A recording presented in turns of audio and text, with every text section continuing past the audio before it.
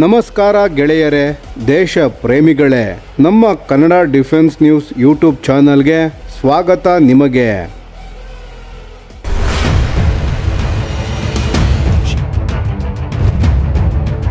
ವಿಶ್ವದ ಅತಿದೊಡ್ಡ ಹಾಗೂ ಅತ್ಯಂತ ಶಕ್ತಿಶಾಲಿ ಯುದ್ಧನೌಕೆಗಳಲ್ಲಿ ಒಂದೆಂದು ಪರಿಗಣಿಸಲ್ಪಡುವ ರಷ್ಯಾದ ಅಣುಶಕ್ತಿ ಚಾಲಿತ ಬ್ಯಾಟಲ್ ಕ್ರೂಸರ್ ಅಡ್ಮಿರಲ್ ನಕಿಮೋವ್ ಇದೀಗ ತನ್ನ ಅಂತಿಮ ಸಮುದ್ರ ಪರೀಕ್ಷೆಗಳನ್ನು ಆರಂಭಿಸಿದೆ. ಸುಮಾರು 3 ದಶಕಗಳ ಕಾಲ ವಿಳಂಬಗೊಂಡಿದ್ದ ಈ ಮಹತ್ವಾಕಾಂಕ್ಷಿ ಯೋಜನೆ ಈಗ ಕೊನೆಯ ಹಂತ ತಲುಪಿದ್ದು ಶೀಘ್ರದಲ್ಲೇ ರಷ್ಯಾದ ನೌಕಾಪಡೆಯ ಮುಂಚೂಣಿ ಸೇವೆಗೆ ಮರಳಲಿದೆ. ಜೂನ್ 1ರಂದು ರಷ್ಯಾದ ನೌಕಾಪಡೆ ಅಡ್ಮಿರಲ್ ನಕಿಮೋವನ್ನು ಅಂತಿಮ ಸಮುದ್ರ ಪರೀಕ್ಷೆಗಳಿಗಾಗಿ ನಿಯೋಜಿಸಿತ್ತು. ಇದು ರಷ್ಯಾದ ಪ್ರಸಿದ್ಧ ಕಿರೋವ್ ವರ್ಗದ ಯುದ್ಧನೌಕೆಗಳ ಪೈಕಿ ಸೇವೆಯಲ್ಲಿರುವ 2 ನೌಕೆಗಳಲ್ಲಿ ಒಂದಾಗಿದೆ. 28 ವರ್ಷಗಳ ನಂತರ 2025ರ ಆಗಸ್ಟ್ನಲ್ಲಿ ಈ ಭಾರೀ ಯುದ್ಧನೌಕೆ ತನ್ನ ಸ್ವಂತ ಶಕ್ತಿಯಿಂದ ಮತ್ತೆ ಸಮುದ್ರಯಾನವನ್ನು ಆರಂಭಿಸಿತ್ತು. ಅದಕ್ಕೂ ಮೊದಲು ಜುಲೈ 25ರಂದು ಇದನ್ನು ಮತ್ತೆ ನೀರಿಗಿಳಿಸಲಾಯಿತು. ಕಿರೋವ್ ವರ್ಗದ ನೌಕೆಗಳ ವಿಶೇಷತೆ ಏನೆಂದರೆ ಇವು ಪ್ರಸ್ತುತ ಜಗತ್ತಿನಲ್ಲಿ ಸೇವೆಯಲ್ಲಿರುವ ಏಕೈಕ ಅಣುಶಕ್ತಿ ಚಾಲಿತ ಮೇಲ್ಮೈ ಯುದ್ಧನೌಕೆಗಳಾಗಿವೆ. ಅಮೆರಿಕ ಕೂಡ ಇದೇ ರೀತಿಯ ಹೊಸ ತಲೆಮಾರಿನ ಅಣುಶಕ್ತಿ ಯುದ್ಧನೌಕೆಗಳನ್ನು ಅಭಿವೃದ್ಧಿಪಡಿಸುವತ್ತ ಗಮನ ಹರಿಸುತ್ತಿದ್ದರೂ ಈಗಿನ ಪರಿಸ್ಥಿತಿಯಲ್ಲಿ ಈ ಸಾಮರ್ಥ್ಯವನ್ನು ಹೊಂದಿರುವುದು ರಷ್ಯಾ ಮಾತ್ರ.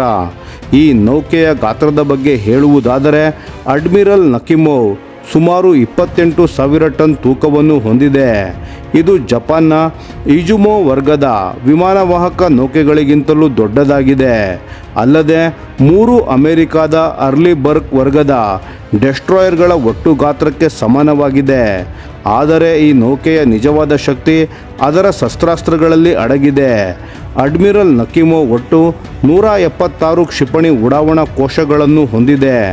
ಇದರಲ್ಲಿ 96 ಕೋಶಗಳು S-400 ವಾಯು ರಕ್ಷಣಾ ವ್ಯವಸ್ಥೆಯ ನೌಕಾ ಆವೃತ್ತಿಗೆ ಮೀಸಲಾಗಿವೆ.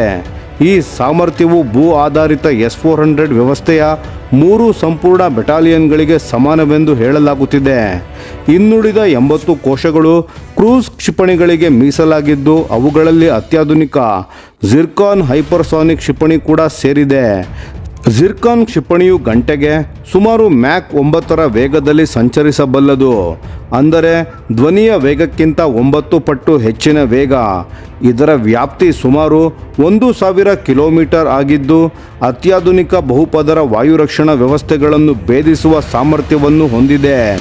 ರಷ್ಯಾದ ಪ್ರಕಾರ ಝಿರ್ಕಾನ್ ಕ್ಷಿಪಣಿಯು ಸಮುದ್ರ ಯುದ್ಧಗಳಲ್ಲಿ ತನ್ನ ಪ್ರತಿಸ್ಪರ್ಧಿಗಳಿಗಿಂತ ಬಹಳ ದೊಡ್ಡ ಮುನ್ನಡೆಯನ್ನು ಒದಗಿಸುತ್ತದೆ. ಹಡಗಿನಿಂದ ಉಡಾಯಿಸಬಹುದಾದ ಹಡಗು ವಿರೋಧಿ ಕ್ಷಿಪಣಿಗಳಲ್ಲಿ ಚೀನಾದ YZ-20 ಕ್ಷಿಪಣಿ ಮಾತ್ರ ಇದರ ಸಾಮರ್ಥ್ಯಕ್ಕೆ ಸಮಾನ ಅಥವಾ ಹೆಚ್ಚಿನ ಮಟ್ಟದಲ್ಲಿದೆ ಎಂದು ಹೇಳಲಾಗುತ್ತದೆ. ರಷ್ಯಾದ ಉತ್ತರ ಧ್ರುವ ಪ್ರದೇಶವನ್ನು ರಕ್ಷಿಸುವ ನಾರ್ದರ್ನ್ ಫ್ಲೀಟ್ನಲ್ಲಿ ಅಡ್ಮಿರಲ್ ನಕಿಮೋವ್ ಸೇವೆ ಸಲ್ಲಿಸಲಿದೆ ಎಂದು ಈಗಾಗಲೇ ದೃಢಪಡಿಸಲಾಗಿದೆ. 2021ರ ಏಪ್ರಿಲ್ನಲ್ಲಿ ಸೆವೆನೋರಿಯೆ ಡಿಸೈನ್ ಬ್ಯೂರೋದ ಮುಖ್ಯ ಕಾರ್ಯನಿರ್ವಾಹಕ ಅಧಿಕಾರಿ ಆಂಡ್ರೆ ದ್ಯಾಚ್ಕೋವ್ ಮಾತನಾಡುತ್ತಾ ಈ ನೌಕೆಯ ವಿನ್ಯಾಸದಲ್ಲೇ ಅಪಾರ ಆಧುನೀಕರಣ ಸಾಮರ್ಥ್ಯವನ್ನು ಅಳವಡಿಸಲಾಗಿತ್ತು ಎಂದು ಹೇಳಿದ್ದರು. ಅವರ ಪ್ರಕಾರ ಅತ್ಯಾಧುನಿಕ ಶಸ್ತ್ರಾಸ್ತ್ರಗಳನ್ನು ಅಳವಡಿಸಿದ ನಂತರ ಅಡ್ಮಿರಲ್ ನಕಿಮೋವ್ ವಿಶ್ವದ ಅತ್ಯಂತ ಶಕ್ತಿಶಾಲಿ ಮೇಲ್ಮೈ ಯುದ್ಧನೌಕೆಯಾಗಲಿದೆ. ಆದರೆ ಕಿರೋವ್ ಯೋಜನೆಯ ಭವಿಷ್ಯ ಮಾತ್ರ ಇನ್ನೂ ಅನಿಶ್ಚಿತವಾಗಿದೆ. ರಷ್ಯಾದ ರಕ್ಷಣಾ ಸಚಿವಾಲಯವು ಮೊದಲು ಅಡ್ಮಿರಲ್ ನಕಿಮೋವ್ ಜೊತೆಗೆ ಅದರ ಸಹೋದರ ನೌಕೆ ಫ್ಯೂಟರ್ ವೆಲೆಕಿಯನ್ನು ಆಧುನೀಕರಿಸಲು ಯೋಜಿಸಿತ್ತು. ಆದರೆ 2023ರ ಜುಲೈನಲ್ಲಿ ಫ್ಯೂಟರ್ ವೆಲೆಕಿಯನ್ನು ಆಧುನೀಕರಿಸುವುದಿಲ್ಲ ಹಾಗೂ ಅದನ್ನು ಮುಂಚಿತವಾಗಿ ನಿವೃತ್ತಿ ಮಾಡಲಾಗುವುದು ಎಂದು ಘೋಷಣೆ ಮಾಡಲಾಯಿತು.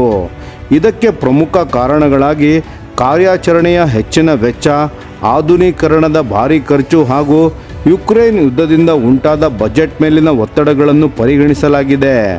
ಸೋವಿಯತ್ ಒಕ್ಕೂಟದ ಪತನದ ನಂತರ ರಷ್ಯಾ ತನ್ನ ನೌಕಾಪಡೆಗಾಗಿ ಡೆಸ್ಟ್ರಾಯರ್ ಗಾತ್ರದ ಹೊಸ ಯುದ್ಧನೌಕೆಯನ್ನು ಇನ್ನೂ ನಿರ್ಮಿಸಿಲ್ಲ. ಮಧ್ಯಮ ಅಥವಾ ಭಾರೀ ಕ್ರೂಸರ್ಗಳ ನಿರ್ಮಾಣದ ಪ್ರಶ್ನೆಯೇ ಇಲ್ಲ. ಆದ್ದರಿಂದ ಕಿರೋವ್ ವರ್ಗದ ನೌಕೆಗಳು ರಷ್ಯಾದ ಇಂದಿನ ಸಾಗರಾಧಾರಿತ ಯುದ್ಧ ಸಾಮರ್ಥ್ಯದಲ್ಲಿ ವಿಶಿಷ್ಟ ಸ್ಥಾನವನ್ನು ಹೊಂದಿವೆ.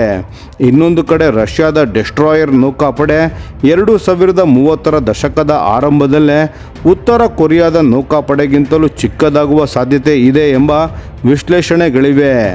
2022ರಲ್ಲಿ ಯುಕ್ರೇನಿಯನ್ ಕ್ಷಿಪಣಿ ದಾಳಿಯಿಂದ ರಷ್ಯಾದ ಪ್ರಸಿದ್ಧ ಮೋಸ್ಕ್ವಾ ಕ್ರೂಸರ್ ಮುಳುಗಿದ ಘಟನೆ ಹಳೆಯ ಸೋವಿಯತ್ ಯುಗದ ಯುದ್ಧನೌಕೆಗಳ ದುರ್ಬಲತೆಯನ್ನು ಜಗತ್ತಿನ ಮುಂದೆ ತೆರೆದಿಟ್ಟಿತ್ತು. ಆದರೂ ರಷ್ಯಾ ತನ್ನ ಸಮುದ್ರ ಯುದ್ಧ ಸಾಮರ್ಥ್ಯವನ್ನು ಉಳಿಸಿಕೊಂಡಿದೆ.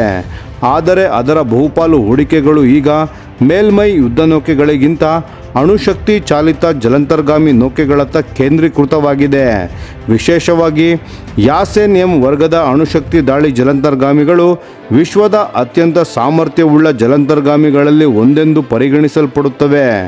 ಜಲಾಂತರ್ಗಾಮಿಗಳು ತಮ್ಮ ರಹಸ್ಯ ಚಲನೆಯ ಸಾಮರ್ಥ್ಯದಿಂದ ಯಾವಾಗ ಮತ್ತು ಎಲ್ಲಿ ಬೇಕಾದರೂ ದಾಳಿ ನಡೆಸಬೇಕು ಎಂಬುದನ್ನು ತಾವೇ ನಿರ್ಧರಿಸಬಹುದು.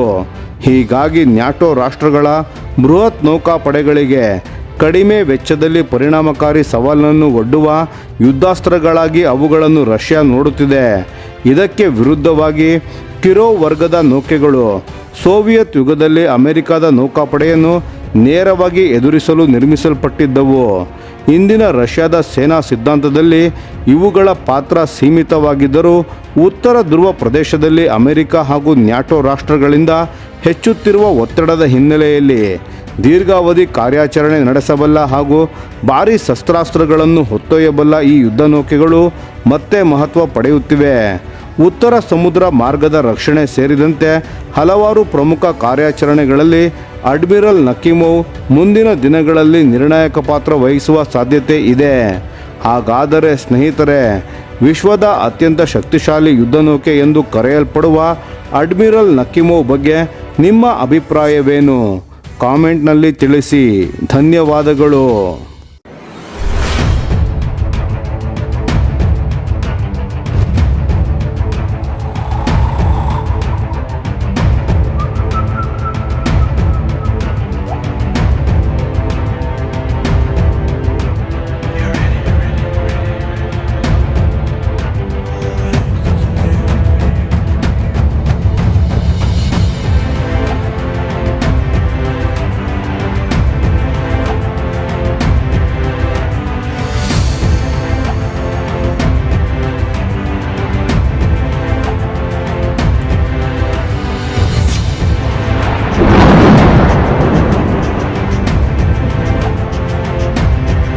ಈ ವಿಡಿಯೋ ನಿಮಗೆ ಇಷ್ಟವಾಗಿದ್ದರೆ ಲೈಕ್ ಮಾಡಿ ಮತ್ತು ನಮ್ಮ ಚಾನೆಲನ್ನು ಸಬ್ಸ್ಕ್ರೈಬ್ ಮಾಡಿ ಹಾಗೂ ಬೆಲ್ ಐಕಾನ್ ಒತ್ತಿ.